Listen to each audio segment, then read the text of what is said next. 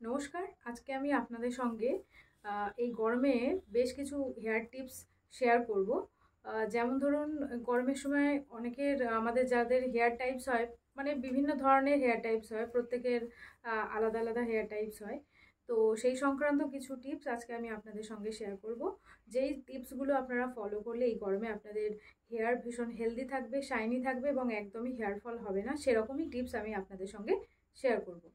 তো চলুন স্টার্ট করা যাক। ফার্স্টে আমি যেটা বলবো সেটা হচ্ছে, এই গরমে আপনারা যখন শ্যাম্পু করছেন বা কোনো হেয়ার অয়েল ইউজ করছেন, আপনারা শিওর হবেন যে শ্যাম্পু করে ভিজে চুল নিয়ে কখনোই আপনারা বাইরে বেরোবেন না।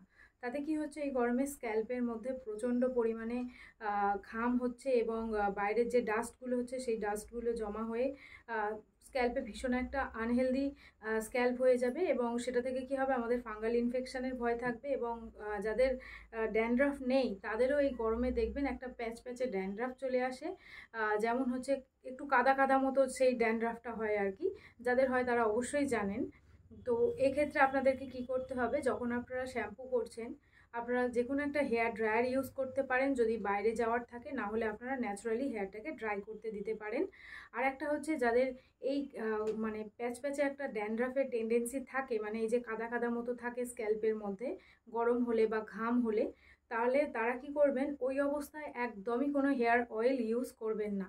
ওই টাইমে কি হয়, হেয়ার অয়েল ইউজ করলে আপনাদের হেয়ারের যে স্ক্যাল্পটা আছে সেই স্ক্যাল্পের ওই জায়গাগুলো খারাপ হয়ে যায় এবং ড্যান্ড্রফ তো বাড়বেই, তার সাথে আপনাদের অনেক ফাঙ্গাল ইনফেকশনেরও একটা ভয় থাকে।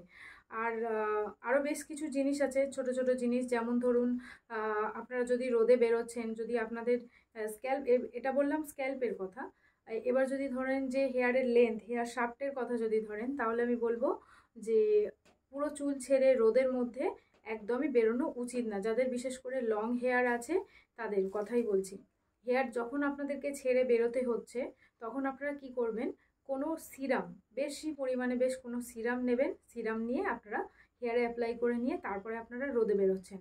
যদি কোনো সিরাম ইউজ না করা, মানে ইউজ করা পসিবল না হয়ে থাকে, তাহলে আপনারা কোনো অ্যালোভেরা জেল ইউজ করে বেরিয়ে যেতে পারেন। যে কোনো ব্র্যান্ডের হতে পারে, আজকাল প্রচুর রকমের অ্যালোভেরা জেল আছে। আপনারা যে অ্যালোভেরা জেল পারেন একটুখানি জাস্ট হেয়ার লেন্থে অ্যাপ্লাই করে নিয়ে আপনারা রোদের মধ্যে বেরোতে পারেন। না হলে এই রোদের মধ্যে যদি আপনারা হেয়ার নিয়ে যান, তাহলে কি হবে, দেখবেন যে হেয়ারের উপরগুলো একটু কুঁকড়ে কুঁকড়ে যায় আর ভিতরের হেয়ারগুলো পুরো একদম স্ট্রেট থাকে। এর কারণ হচ্ছে যে উপরটাতে যেহেতু রোদ পড়ছে, রোদ পড়ে ওই যে ওই ওই হেয়ারগুলো কি হচ্ছে, পুড়ে যাচ্ছে।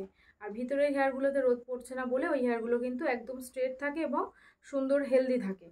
তো এই এই দুটো টিপস গরমের জন্য আপনাদেরকে অবশ্যই ফলো করতে হচ্ছে। ফার্স্ট হচ্ছে, যারা শ্যাম্পু করছেন অবশ্যই একটা হেয়ার ড্রায়ার ইউজ করবেন। মানে যারা বাইরে ডেলি ওয়ার্কিং আছেন তাদের কথাই বলছি, যে শ্যাম্পু করার পরে হেয়ারটাকে একটু ভালো করে ড্রাই করে নেবেন। হেয়ার ড্রায়ার দিয়ে করতে পারেন, অথবা রেগুলার হেয়ার ড্রায়ার ইউজ করলে তাতেও সমস্যা হতে পারে, হেয়ারের প্রচুর সমস্যা হয় সেটা থেকে।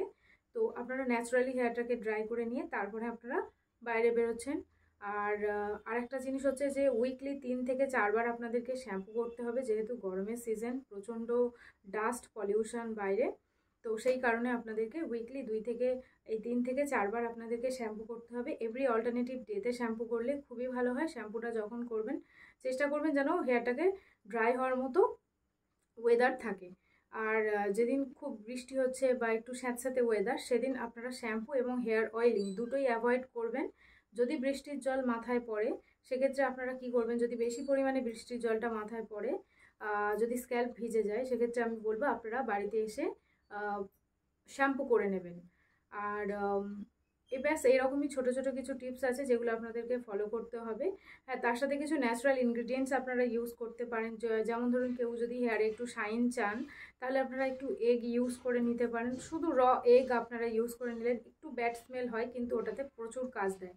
আপনারা যদি হেয়ারের ইনার হেলথটাকে ভালো রাখতে চান, তাহলে আপনাদেরকে প্রচুর পরিমাণে জল খেতে হবে, তার সাথে ফ্রুটস খেতে হবে, আর সুগার জাতীয় জিনিস অ্যাভয়েড করতে হবে। আর একটা জিনিস হচ্ছে, যেটা একটু বলবো বলেই ভাবছিলাম কিন্তু রিসেন্ট একদম ভুলে গেলাম, এখন মনে পড়ছে না। মনে পড়লে আমি নেক্সট ভিডিওতে আপনাদের সঙ্গে শেয়ার করব। আজকের জন্য এটুকুই থাকলো। আর আজকে টিপস ভিডিওটা কেমন লাগলো অবশ্যই জানাবেন। আর কোনো টিপসের ভিডিও আপনারা যদি চান, কোনো হেলথের মানে হেলথ ইস্যু বা স্কিনের উপরে। তো সেজন্য আমাকে অবশ্যই কমেন্ট করতে হবে এবং চ্যানেলটিকে সাবস্ক্রাইব করতে হবে। আজকের জন্য এটুকুই থাকলো।